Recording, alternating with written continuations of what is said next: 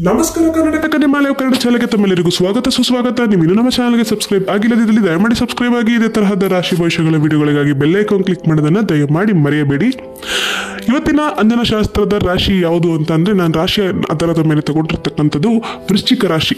ವೃಶ್ಚಿಕ ರಾಶಿಯನ್ನು ನಾನು ಯಾಕೆ ಆರಿಸ್ಕೊಂಡೆ ಅಂದ್ರೆ, ತುಂಬಾ ಜನ ಕೇಳ್ತಿದ್ರು, ಗುರುಗಳೇ ವೃಶ್ಚಿಕ ರಾಶಿಯವರಿಗೆ ತುಂಬಾನೇ ಕಷ್ಟ ಕಾರ್ಪಣ್ಯಗಳಿವೆ, ಅದನ್ನು ದಯಮಾಡಿ ನಿಮ್ಮ ಅಂಜನಶಾಸ್ತ್ರದ ಮೂಲಕ ನೀವು ತಿಳಿಸ್ಕೊಟ್ರೆ ನಮಗೆ ತುಂಬಾನೇ ಸಹಾಯ ಆಗುತ್ತೆ ಅಂತಕ್ಕಂಥದ್ದನ್ನ ತುಂಬಾ ಜನನೇ ಕೇಳಿದ್ರು.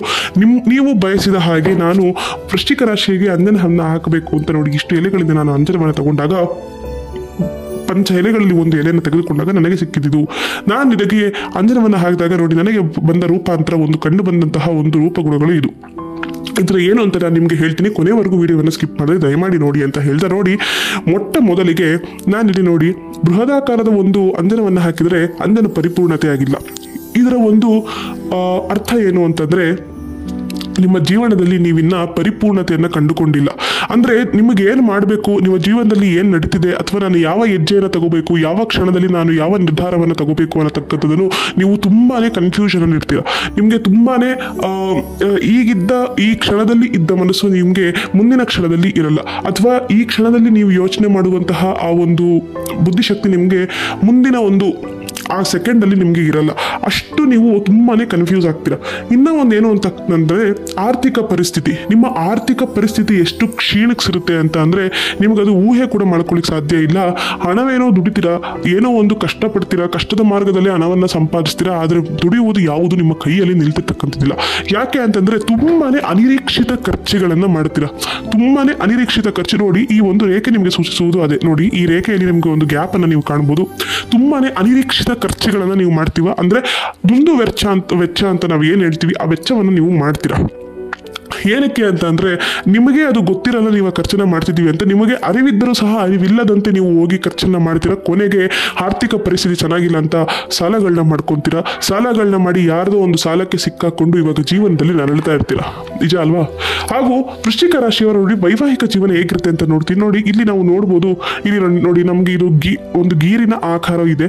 ಇದು ನಮ್ಗೆ ಏನನ್ನ ಸೂಚಿಸುತ್ತೆ ಅಂತಂದ್ರೆ, ವೈವಾಹಿಕ ಜೀವನ ಹೇಗೆ ಅಂತ ಅಂದ್ರೆ, ನಾನು ಯಾವ ರೀತಿ ಭಾಗ ಮಾಡಿ ಹೇಳ್ಬೋದು ಅಂದ್ರೆ, 70% ವೃಶ್ಚಿಕ ರಾಶಿಯವರ ವೈವಾಹಿಕ ಜೀವನ ಚೆನ್ನಾಗೇ ಇರುತ್ತೆ.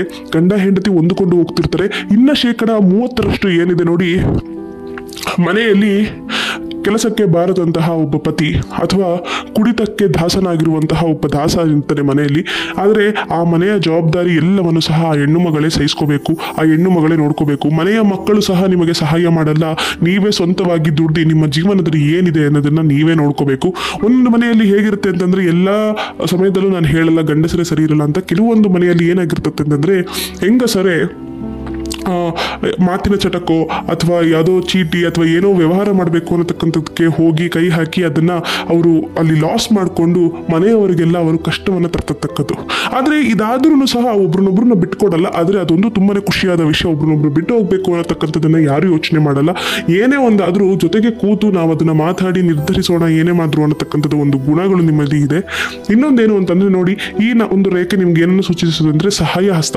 ಸಹಾಯ ಹಸ್ತ ಅಂತ ಏನು ಅಂದರೆ, ನಿಮ್ಮ ಹತ್ರ ಯಾರೇ ಸಹಾಯ ಕೇಳ್ಕೊಂಡು ಬಂದರೂ ನೀವು ಯಾವತ್ತೂ ಆ ಸಹಾಯವನ್ನು ನಾನು ಮಾಡಲ್ಲ ಅಂತ ಹೇಳಲ್ಲ. ನಿಮಗೆ ಕಷ್ಟ ಇದ್ರೂ ಸಹ ಅಥವಾ ನಿಮಗೆ ಏನೇ ಕುಂದು ಕೊಡ್ತಾ ಇದ್ರು ಸಹ ನೀವು ಆ ಸಹಾಯವನ್ನು ಮಾಡಲಿಕ್ಕೆ ಮುಂದಾಗ್ತಾರೆ. ವೃಶ್ಚಿಕ ರಾಶಿಯವರು ಅದೊಂದು ತುಂಬ ಇನ್ನೊಂದು ಕೂಡ. ಇನ್ನೊಂದು ನೋಡಿ, ಇಲ್ಲಿ ಒಂದು ಈ ಗೀಟಿನ ಆಕಾರ ಏನು ಅಂದರೆ, ಕೆಲವೊಬ್ಬರಿಗೆ ಈ ಕೋರ್ಟ್ ಕೇಸುಗಳು ಅನ್ನತಕ್ಕಂಥದ್ದು ನಡೀತಿರುತ್ತಲ್ವಾ, ಅದು ನಮ್ಮ ಕಡೆ ಆಗುತ್ತಾ ಅಥವಾ ಅವ್ರ ಕಡೆ ಆಗುತ್ತಾ ಅಥವಾ ಮುಂದಿನ ನಿರ್ಧಾರ ಏನಾಗುತ್ತೆ ಅನ್ನೋದನ್ನ ತುಂಬ ಇದು ಆಗಲೇ ಒಂದು 3-4 ಇತ್ತೀಚೆಗೆ 5-6 ವರ್ಷಗಳಿಂದ ತುಂಬಾ ನಡೀತಿರುತ್ತೆ. ಏನಾಗುತ್ತೆ ಅಂತಕ್ಕಂಥದ್ದು ಆದರೆ ನೋಡಿ, ನಿಮಗೆ ಒಂದು ಸರಿಯಾದ ಜಡ್ಜ್ಮೆಂಟ್ ಅನ್ನತಕ್ಕಂಥದ್ದನ್ನ ಸಿಕ್ಕಿರಲ್ಲ, ಅಥವಾ ಇದನ್ನ ಹೋಗ್ತಾನೆ ಇರುತ್ತೆ. ನಿಮ್ಮ ಕಡೆ ಆಗುತ್ತೋ ಇಲ್ವೋ ಅಂತ ನಿಮಗೆ ತುಂಬ ಭಯಭೀತಿಯಿಂದ ಇರ್ತೀರ ಅಲ್ವಾ. ಇದೆಲ್ಲದಕ್ಕೂ ನೋಡಿ ದೇವರಿದ್ದಾರೆ.